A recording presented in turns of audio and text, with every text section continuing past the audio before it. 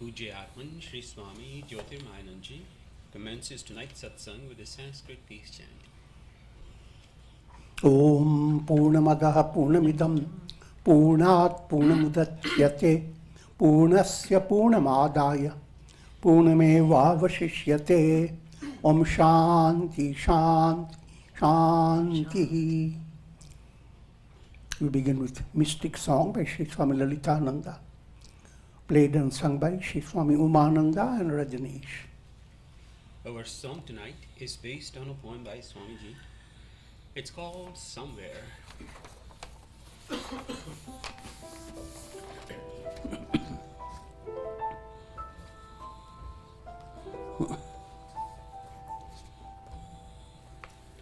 Somewhere, someone plays the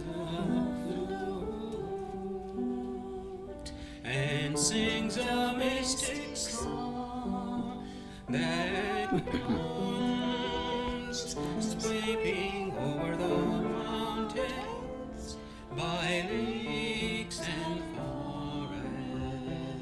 forests, dancing on ocean waves, playing with shining stars.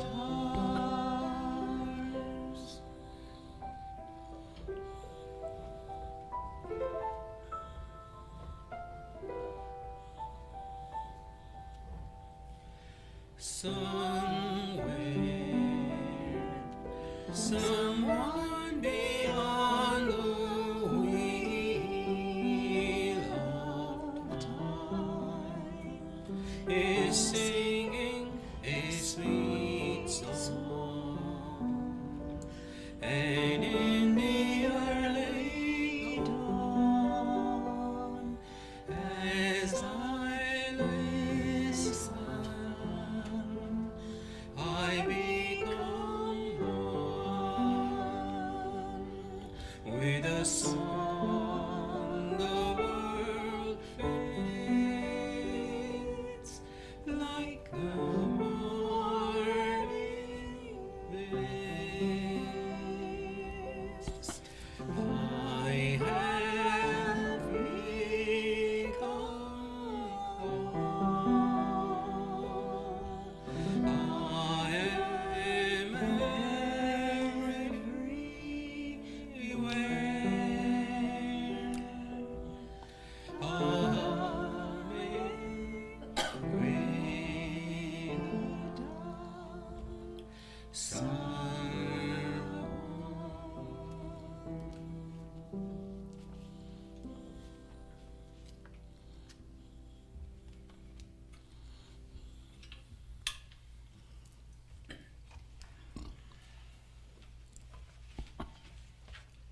We are recording from the ashram of our revered Guru, Pujya Atman Sri Swami Jyotirmayananji in Miami, Florida.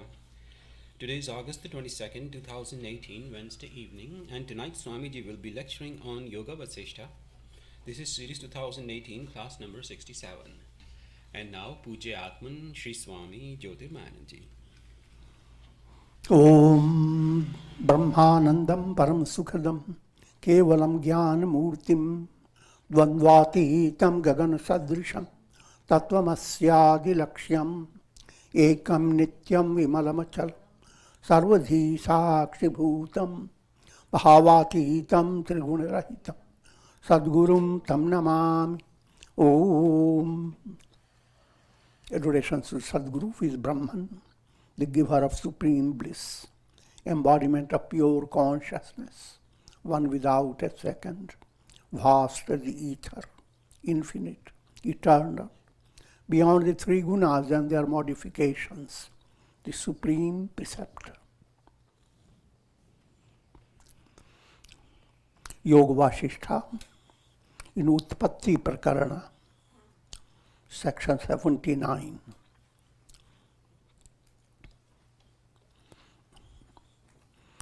The story of demoness Karkati continues.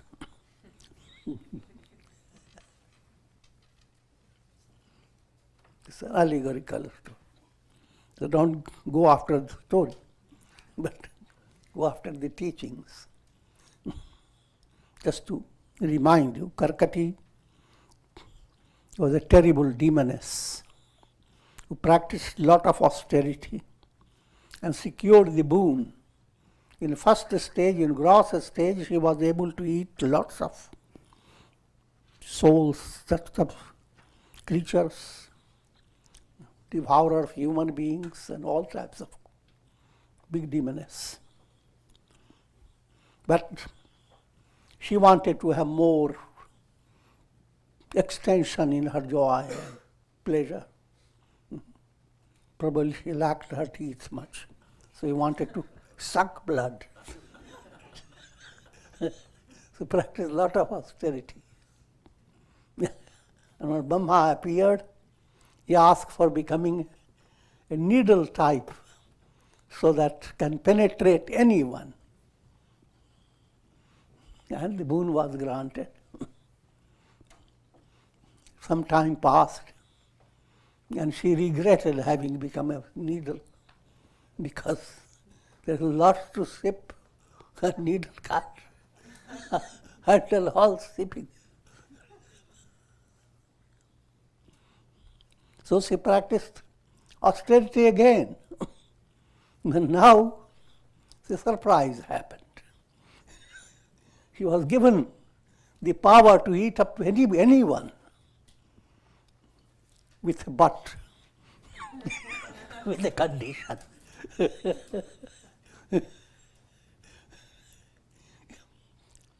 A list of questionnaire were prepared. And she must ask those questions. If a person is unable to answer those, if anybody who answers those questions, she will not eat them. So that was a restriction. You can eat everybody, but not anyone who can answer those questions. It's an oral examination.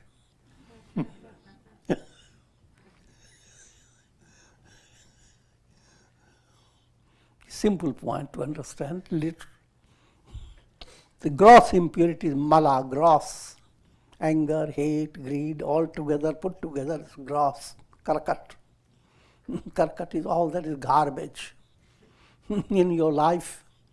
All that you accumulate on the basis of anger, hate, etc. is just a wastage. It's a waste, therefore it's wastage.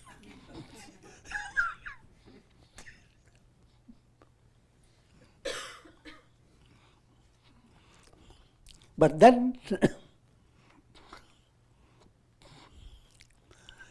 trying to remove from that gross state, one comes to subtler state. But the subtler state is vasana, subtle desires.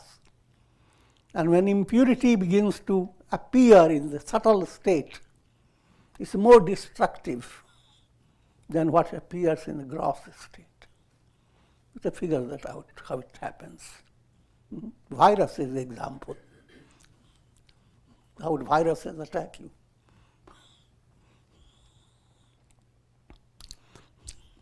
To cure for that subtle vasana, there's tattva jnana, knowledge of the self. The same energy process coming from nature that had created impurities, the same becomes the source of your vasana, subtle desires. And the same, when it is moves towards in a divine way, it becomes tattva jnana, knowledge of self. So impurity goes into different stages.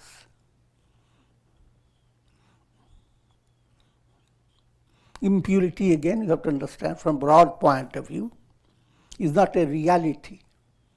When impurity is removed or impurity is burnt up, no ashes are left.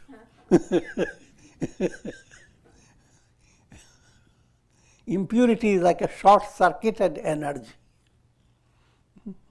When you have short-circuited energy in your house, it's a lot of problems. But angry with everything. Your stove, your refrigerator, and everything.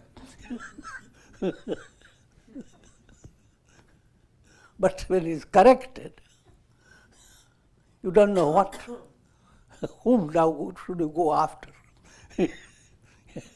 You don't go after, there's no need to. So when mala becomes corrected, mala is short-circuited energy. Your energy is going towards a negative direction, and you have no control over it. That's mala state.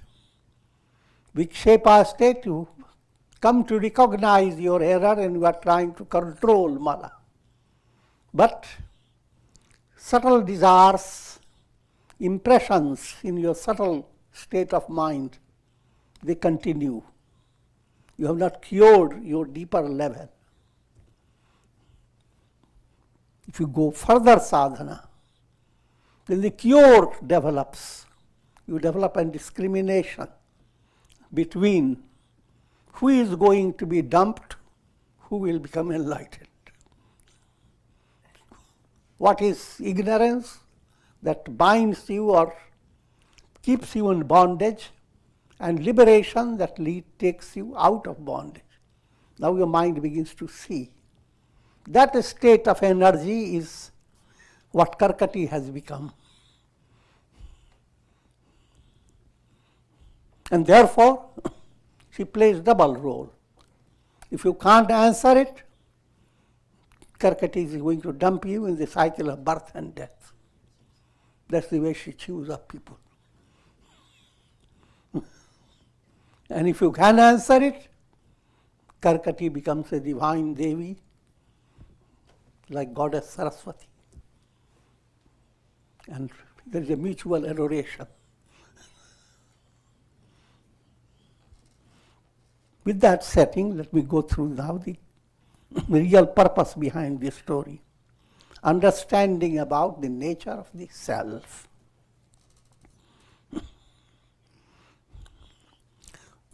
Always understand when we speak of self, first it goes towards you. Who am I? Ego is not you. Call it bad news, call it shocking news. Ego is not you. But it's not an ordinary understanding.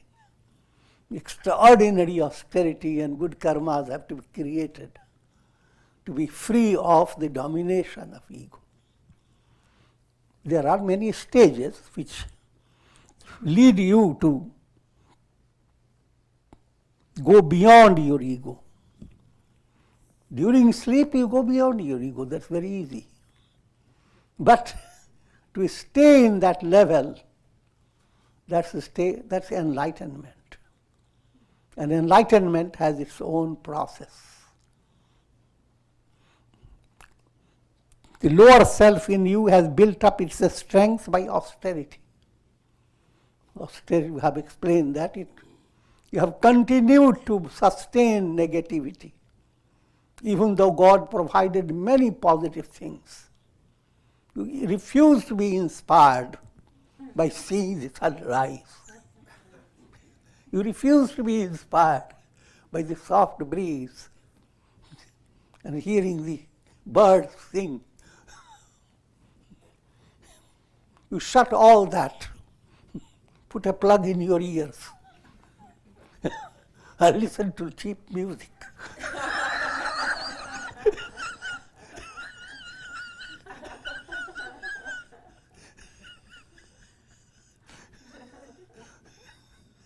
And so I'm joking. When that type of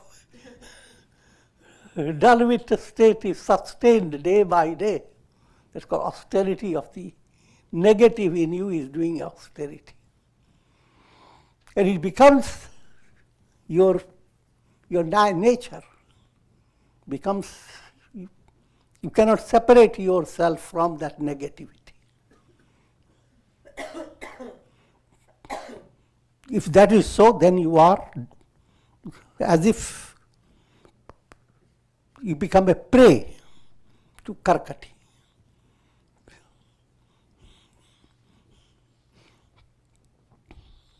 In other words, you continue with your cycle of birth and death.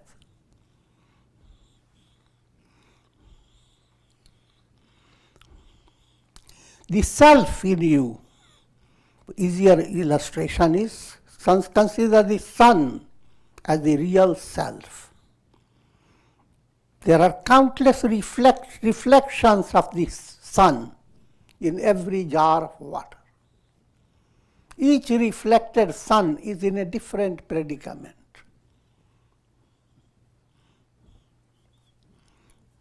However,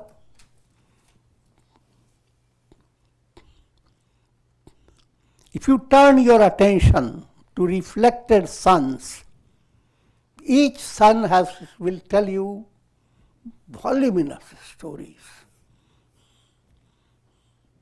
But you turn your attention to what is the reality behind the reflected sun. Who am I? Then the answer comes if you follow the whole process of integral yoga. If you stay in intellectual level, then the answer cannot give you complete satisfaction. But when you attain intuitional level, the answer is, I am that. Aham Brahmasmi, I am Brahman. And that's the teaching given by Guru to disciple, Tattvamasi. You are not the ego, you are that.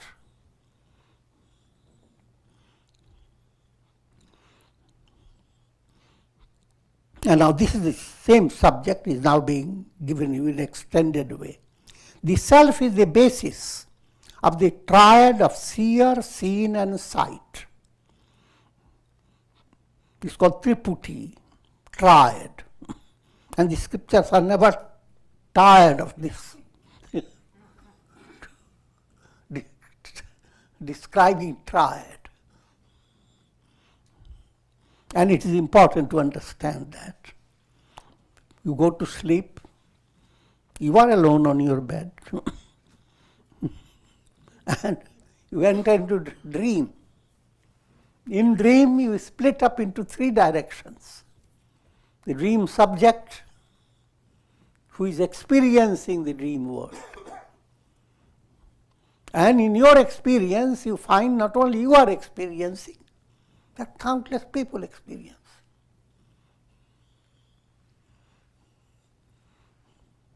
And you find the world. Every soul, every personality in the dream world is in a project. Focusing your attention on yourself, just you as a subject. You are not the reality. The dream subject is not you. The dream world never existed. It has absolute figment of imagination, nothing as real. But that doesn't matter. When you suffer agony, pleasure, pain, sorrow, grief, they seem very real until you wake up. In the same way,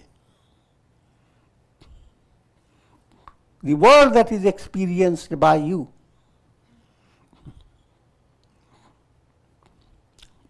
and what you think of yourself, you are thinking of yourself led by your conditioned mind. And your conditioned mind gives a reflected view of what you are, not reality of what you are. So therefore, your I am in you is not real. And even to your own eyes, your I am has gone on changing. As a baby, your I am was looking for little toys. You grow up, your toys change. You grow up further, changes occur in your ego. So you are not with the same ego, but ego that's constantly changing. So that's not your reality, it is something that's different from you.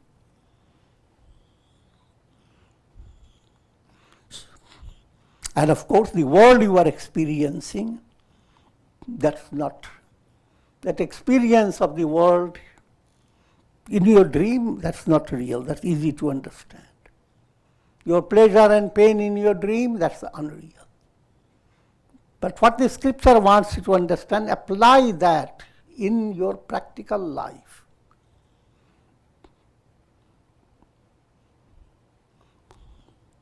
No matter how engrossed you are in the feeling, this is me. The reality is you don't know you're me. You are simply meowing.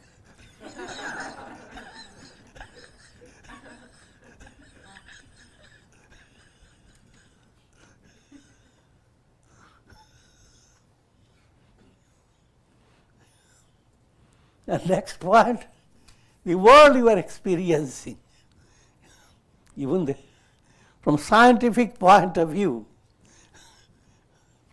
you are picking up from the world based on your senses.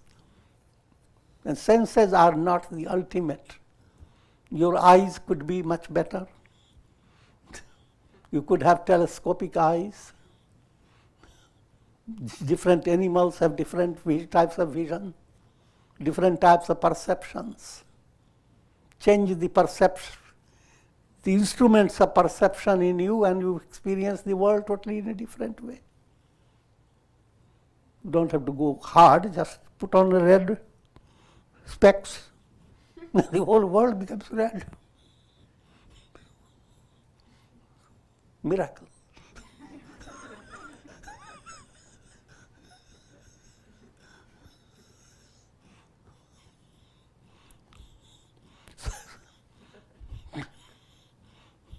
So therefore, the world is not reality, it's not real. Soul equipped with a different nervous system, different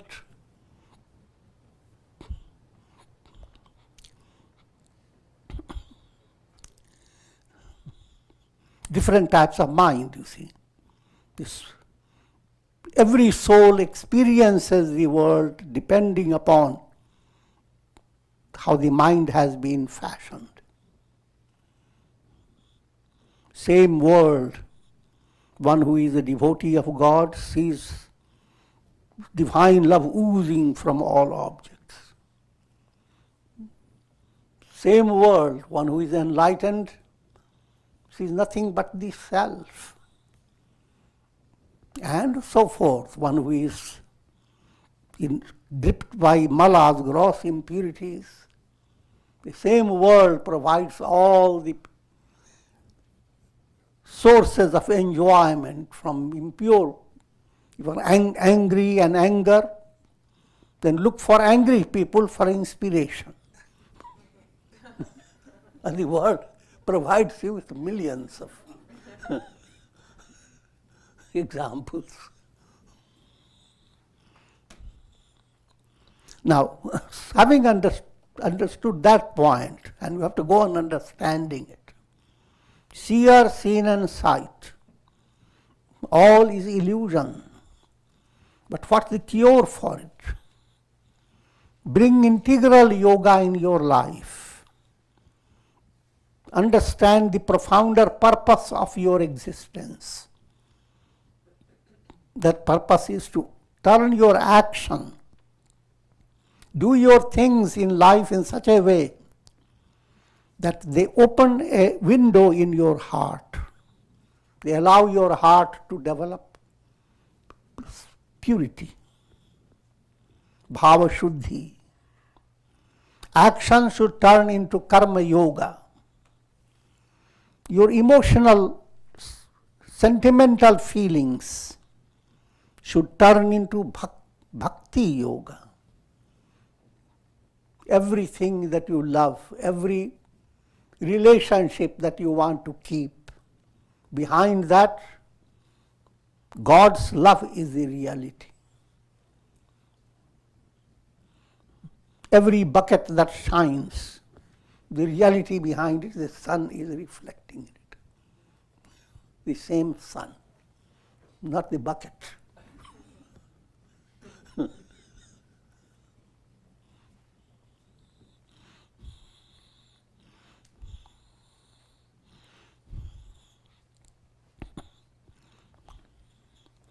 And likewise, your mind must be handled by strong will. The will comes by dhyana yoga. Your mental process must follow the technique of meditation, one-pointedness. And that's the basis behind all your education. You begin to learn how to focus your mind, concentrate. And finally, Jnana Yoga, turning to that intuitional revelation. First to know intellectually, all is Brahman.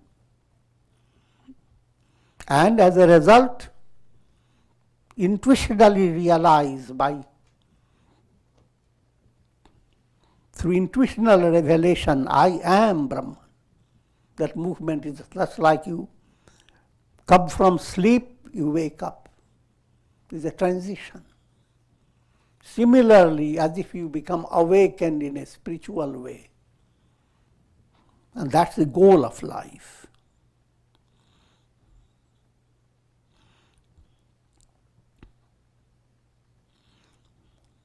It is the indivisible, immutable self.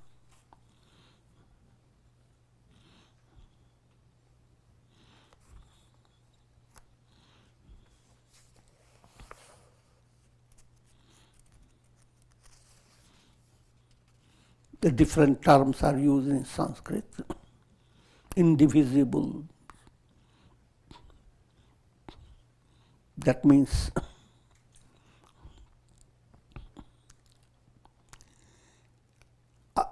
Achyuta, immutable. Brahman cannot move away from his status. His status is immutable, unchanging. These are all verbal words being used, and words cannot exactly bring out the meaning. And Brahman cannot be divided.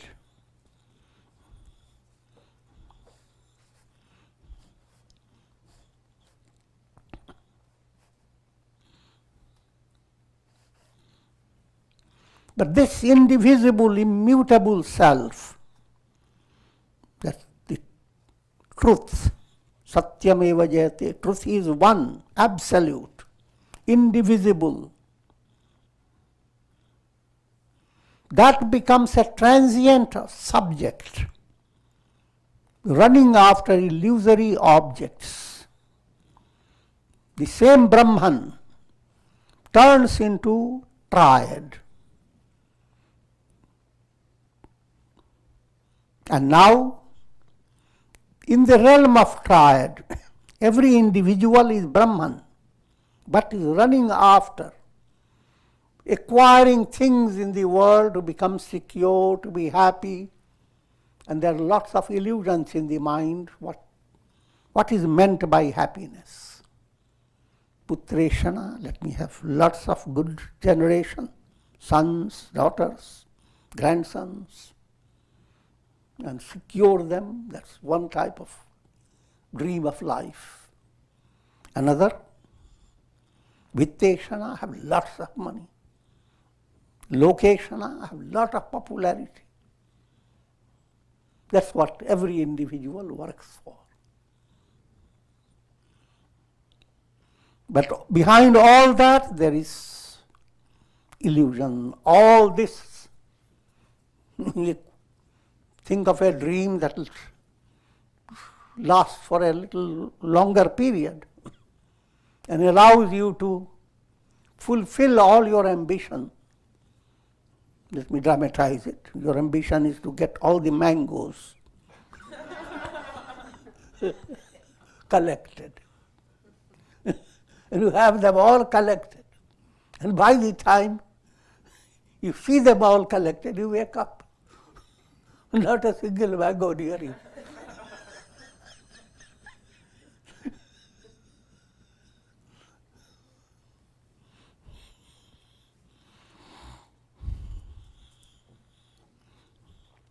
But until that awakening state comes, you are constantly led by illusion in your dream. Similarly, you are constantly being led by illusion, maya, avidya, ignorance. And the error goes on from life to life. And in that error, you repeat the same experience again and again.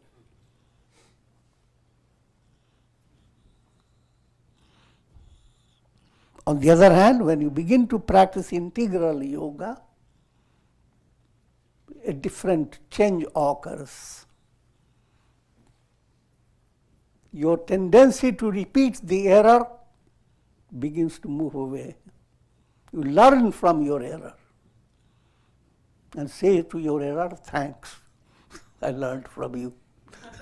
Goodbye.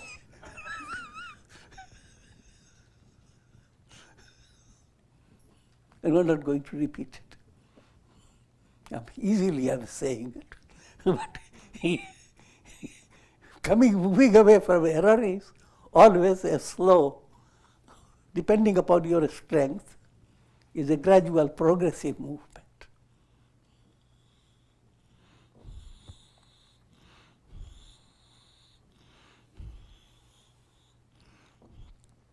In brief, you are creating illusory impressions of your achievement in the world of illusion.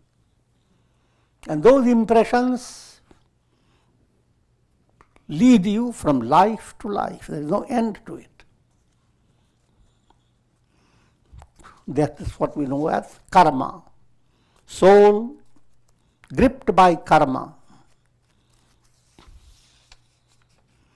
The three worlds which are experienced as a result of one's karma are contained in the self, even as dreams are contained in the mind of a dreamer, or a banyan tree is contained in a tiny seed.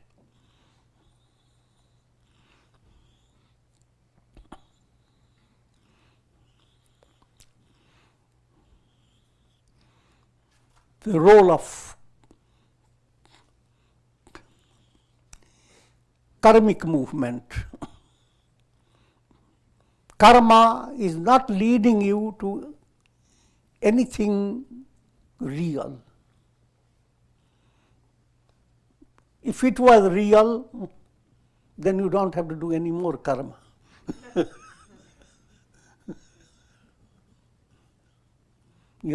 Whatever you are gaining by karma is not a real gain. It's an illusory, erroneous concept in your mind that you have to understand, subtle point. Karma-based attainment is perishable, transient. It's called karma phala. Fruit of karma. If you are after fruit of karma, then there will be no end to it. But if you learn the art of nishkamya, not fruit, but the divine root, who is making me work? Who am I? What is my source?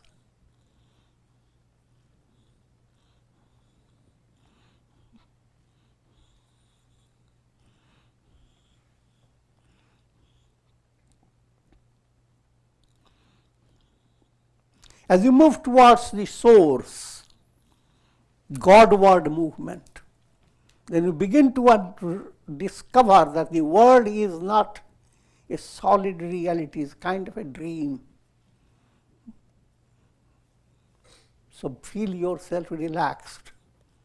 And you will be more relaxed if you understand the world is God's fun. He's enjoying his fun. It's Leela.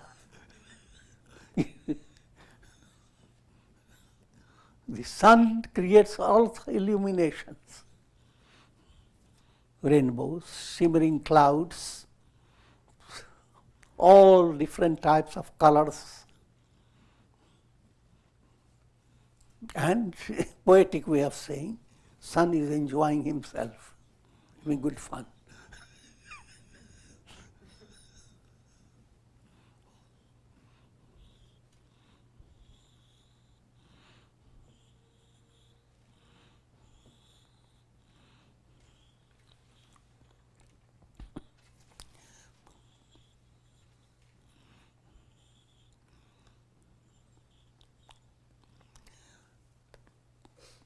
The self, Atma, Paramatma, Brahman, these are different words, are synonyms.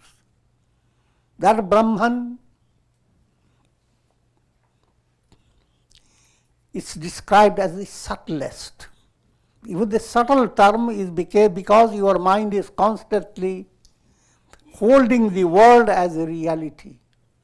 So you want to measure Brahman in the terms of your measurement.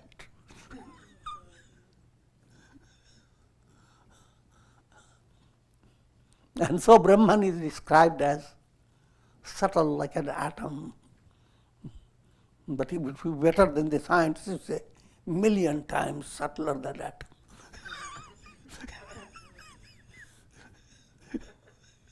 But still it is palabra, you see. But as long as, but there is no other way. Words and teachings lead your mind. They are the pointer. They are fingers. Someone is pointing, this is the star. And look at his finger. How shining nail. And the color of the nail. I'm joking. The idea is, similarly people make mistake. You go after the stories of the scriptures, words that are given, and the mind doesn't go after where all this is pointing to. But that art has to be learned by constant satsanga. Therefore, all religions speak the same truth. But people who are not highly mature, they go on fighting against each other. And a lot of energy goes in fighting, proving my religion is the best.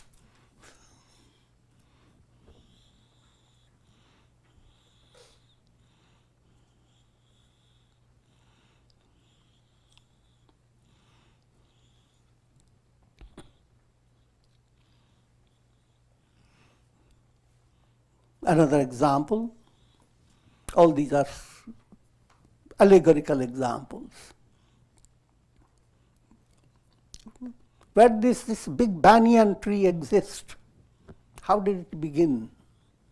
A tiny little seed.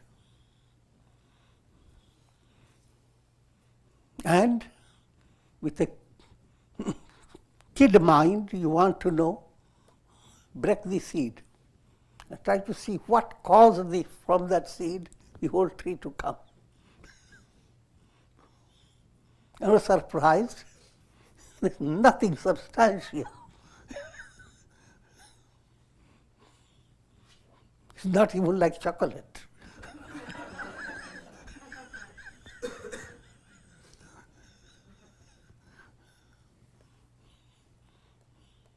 One of the Upanishads gives that as an illustration.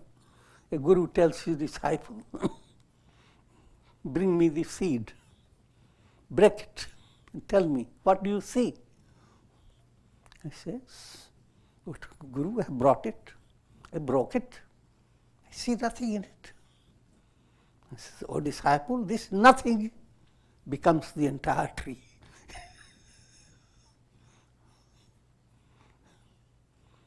Now what I'm leading to, Brahman is like that seed.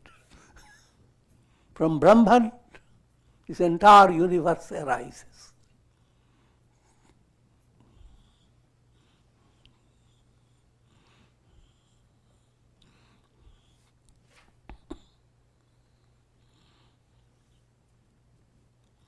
In other words, all the world you see is not, just like the entire dream arises out of a little seed of your vasana. And when that seed has no reality,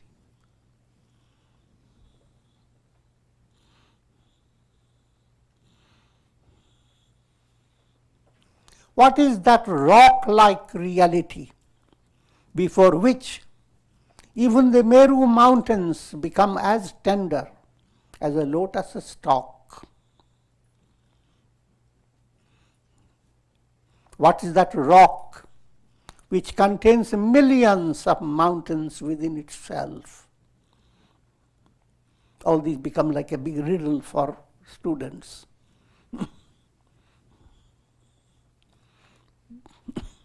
First point to understand,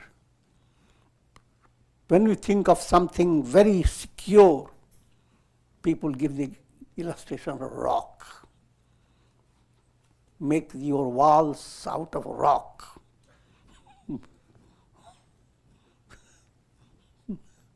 But then science tells you that nothing is absolute rock. It's all made up of atoms, and in between the atoms there are little holes.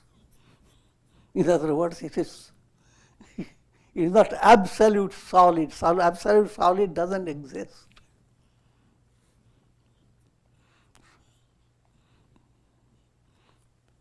Subtle passages continue even in the most dense type of rock. And it's not possible to have anything absolutely impenetrable. Nothing in this world.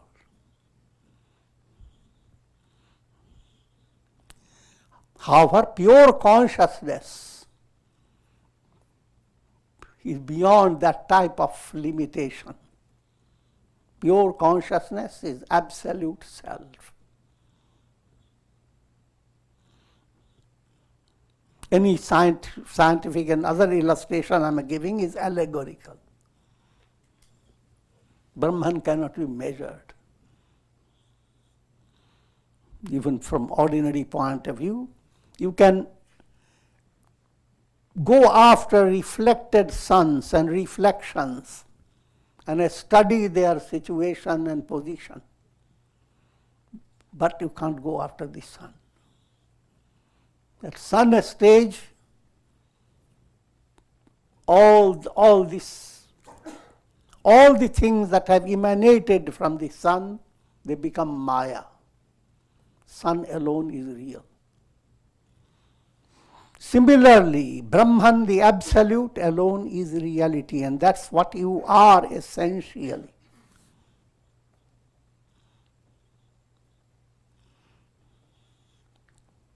The self is invulnerable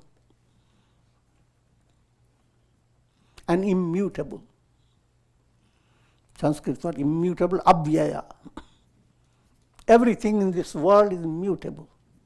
No matter how strong any object is there, as with the passage of time, something is wearing off from it. A mutation starts taking place. Some change fast, like the candle flame. But the candlestick doesn't. It takes its own time. The entire world is subject to that type of change.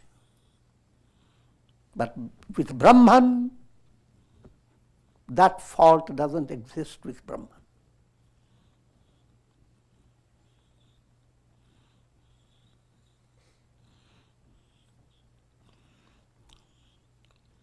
While mighty mountains eventually crumble into dust, the self is unaffected by time and the changes caused by time.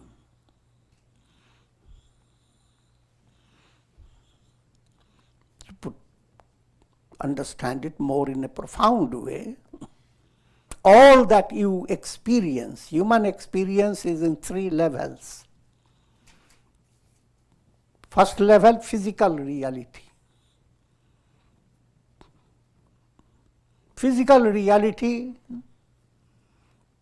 does not encompass all your requirement.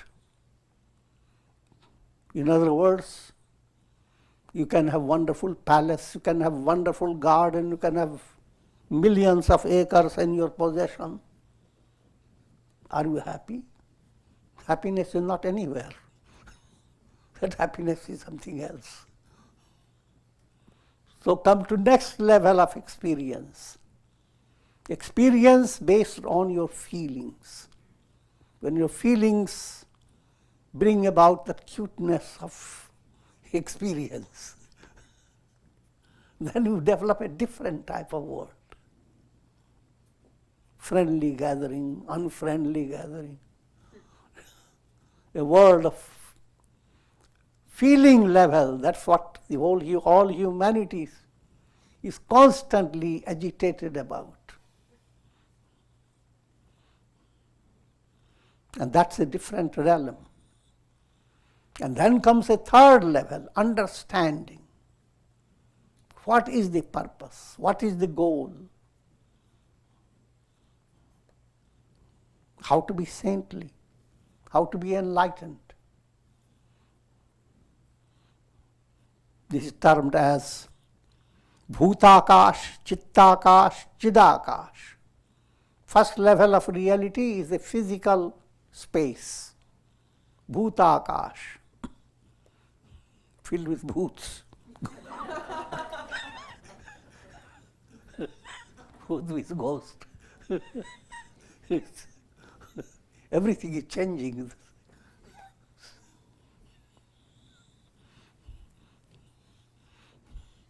Chittakash, space created by your mindset. How does your mind imagine? How does your mind dream? And all these impressions of your mind define your space.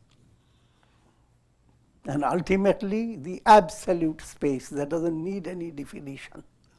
That's the reality behind all that. For easier understanding, think of a cinema show. The real space is the screen. On that screen, mind creates projections.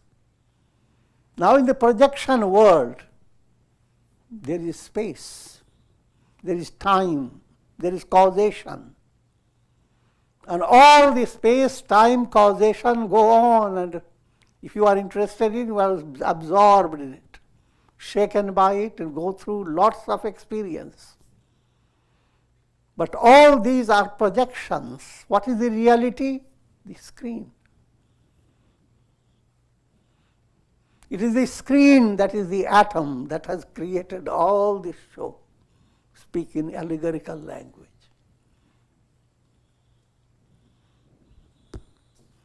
Similarly, that's pure consciousness, that's the reality in every individual. All you are experiencing is the drama created by your mind. Even within 24 hours, lots of changes occur through your mind. In deep sleep, you unmind your mind.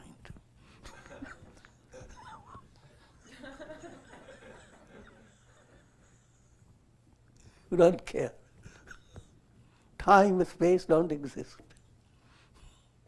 But you are not surprised. Rather, you are just happy you had a good sleep. Then you come back. Now your mind guides you.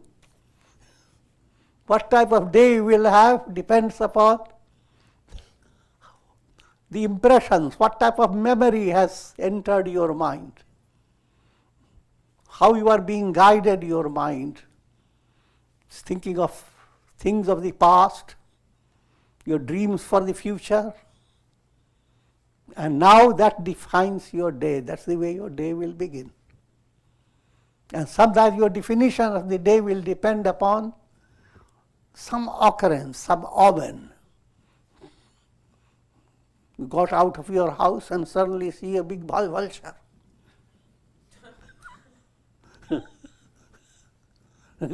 Now your unconscious has drawn certain type of vasanas that are not very advanced. And you yourself had determined and made a prophecy. Since I have seen this ugly owl, this day is not going to be good. You make a prophecy. And bravo, you succeeded.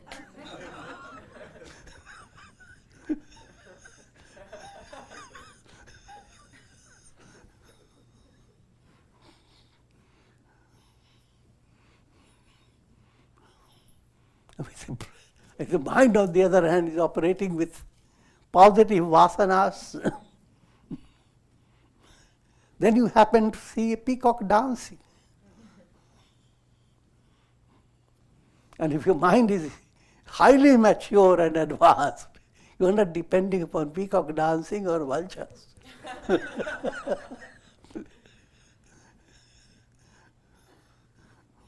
Everything brings you a touch of God. So you have to understand there are different levels.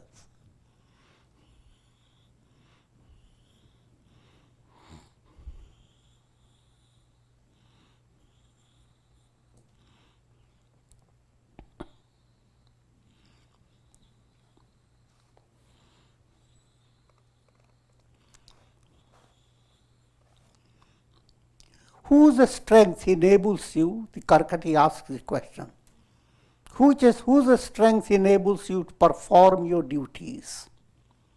By whose strength do you protect your subjects and punish the evildoers?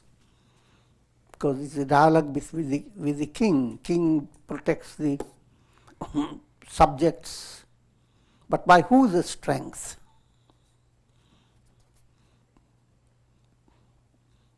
And turn away from the story. The question is asked of everyone. By whose strength you are able to eat and digest it? By whose strength you are able to perform all your duties? What makes you perceive objects of the world? What defines your life, your awareness? Can you handle all that?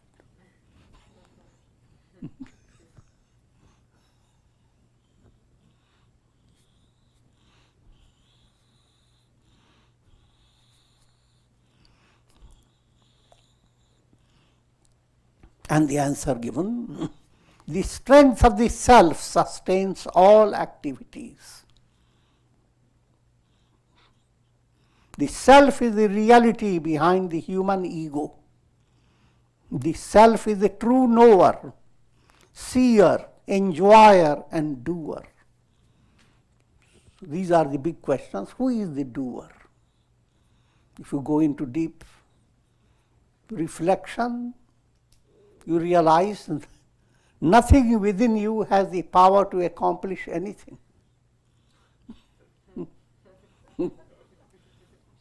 Put your nails near you and say, grow.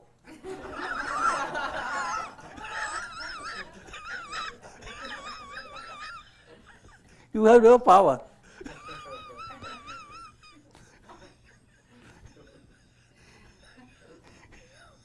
It's a divine creative power that operates through every tiny little element and cell and bone within yourself.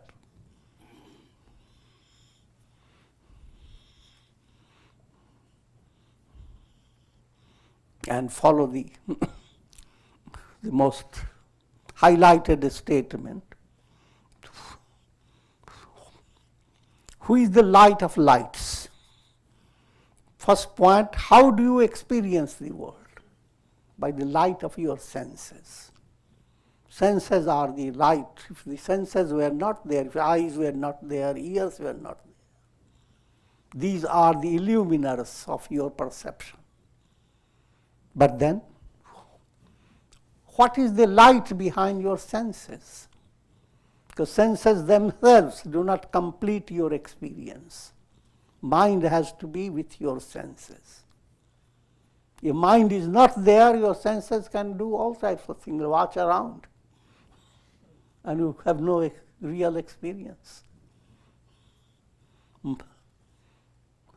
And if mind brings in lots of clutter, karkat, and it's the intellect that keeps the karkat under control. So intellect is the light behind your mind. But what is the light behind your intellect? You get into cosmic source. And ultimately source of all source, Brahman, the Absolute. That Brahman, God, is operating through every part of your personality, blinking through your eyes, breathing through your nose, sucking taste through your tongue. Brahman is behind every experience, touch, smell. Brahman behind your negative thoughts as well as your positive thoughts. Any awareness, the absolute awareness is Brahman, the Absolute. And that's what you are. And that movement toward discovering who am I gives you the real meaning to your life. You live your life with such immense taste of sweetness. Bring your life to such an extent that you are not counting upon your sons and daughters and grandsons for your happiness. You see the entire world. Set up any type of relation. You are the father, all these are children. Or you are a child and all these are mothers. Makes whichever way that suits your mind. But it's all cozy, comfortable family.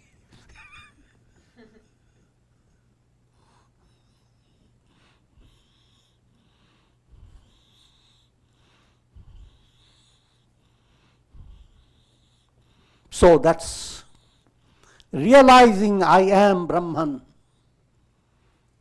puts you to such immense joy that the world cannot ever give you.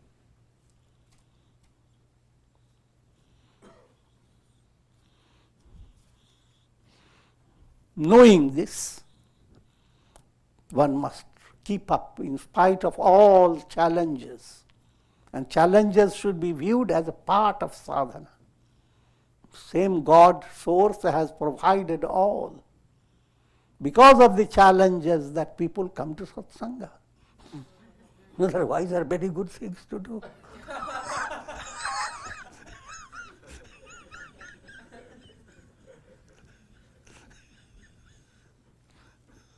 I'm joking.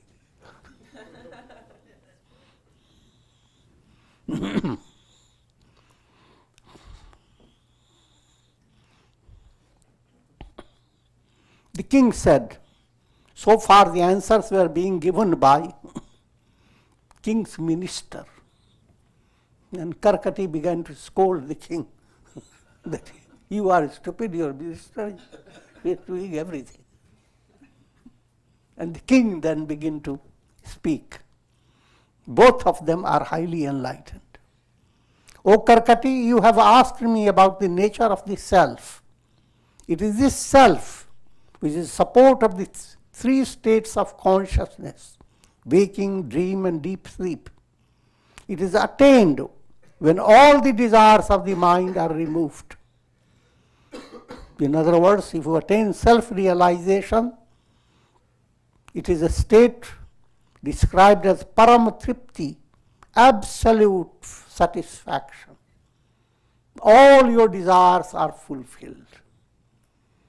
But not having attained enlightenment, if you attain lots of money and lots of progress, that's not param tripti. You have satisfaction, and Sanskrit term is sankusha tripti. You have satisfaction on one side, and Yama holds a little nail on the other side. So you can't really enjoy it. Your satisfaction is not absolute. But when you attain enlightenment, it's called nirankusha tripti. Contentment where there is no ankush. No one is holding any restriction on you. It is absolute, no limitation. So understand the difference between gaining satisfactory situations according to your desire in the world. That's good for a while, but that's not reality. The absolute goal, the satisfaction, that's absolute. Another point to understand, all the desires that are there in the mind are due to illusion.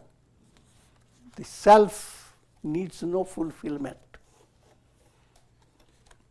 All trouble that you are gaining, experiencing in your dream, wake up, all the trouble is negated of your dream. So again, allegorical way of describing it. And with this I'm going to conclude. Om Trayambakam Yajamahe Sugandhim Pushti Vardhanam Urvarukum Bandhanan Mrityor Mukshiyama Mritat Om Sarve Bhavantu Sukhina Sarve Santu Niramaya Sarve Bhadrani Pashyantu Ma Kaschid Dukha Bhag Bhavet Om Shanti Shanti.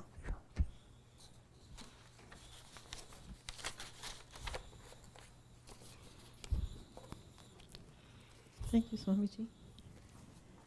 If anybody has any question today about the lecture or any other lecture, please feel free to ask. We'll pass you the mic.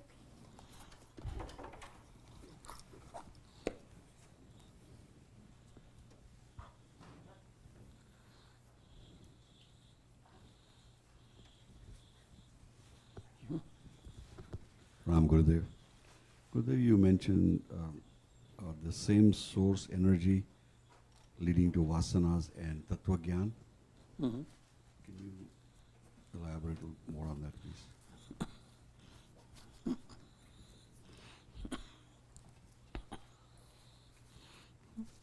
Well, very simple illustration is think of your electrical energy that's behind your stove, behind your fans, behind your TV, behind your iPhone, behind your computer. And if it is flowing in a normal way, you have no problem. But short-circuited situation has occurred. Some wiring somewhere, there has some flaw has come into it.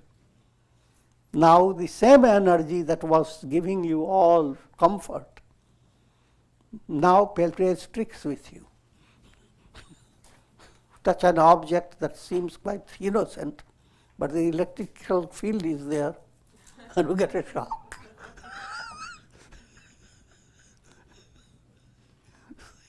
So if you follow that, same applies to energy from the cosmic source that could lead your mind to highly advanced state if it is flowing normally without short circuit. On the other hand, led by ignorance short circuits that flow of energy. Anger, for example, is not a resolution to any problem. But when you let anger in, which means short circuit has already occurred. And if you go on intensifying your anger, then you are keeping the short circuit without correcting it. If you live in rent a house that has short circuited it, and you enjoy it. I'm joking.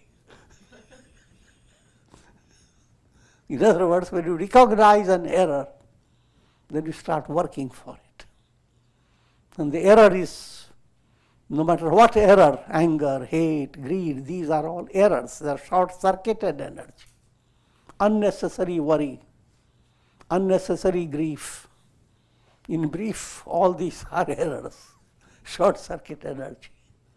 And the short circuit needs, that's what you do, sadhana and all that. As you do, you find yourself, problems resolve, you get a strength not to sink in gloom, but to wait with patience, and you discover amazing miracles, miraculous activity of divine grace. When that is happening, your short circuits are being corrected. Behind all that energy, don't create in your mind that devil was one side giving all this. When God slept a little, devil came.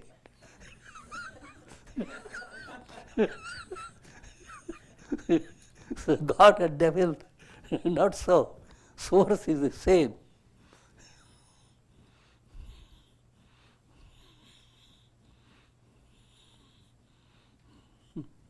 Electrical company is the source.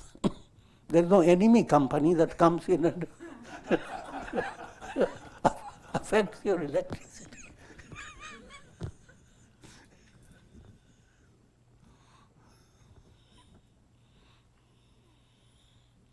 Okay.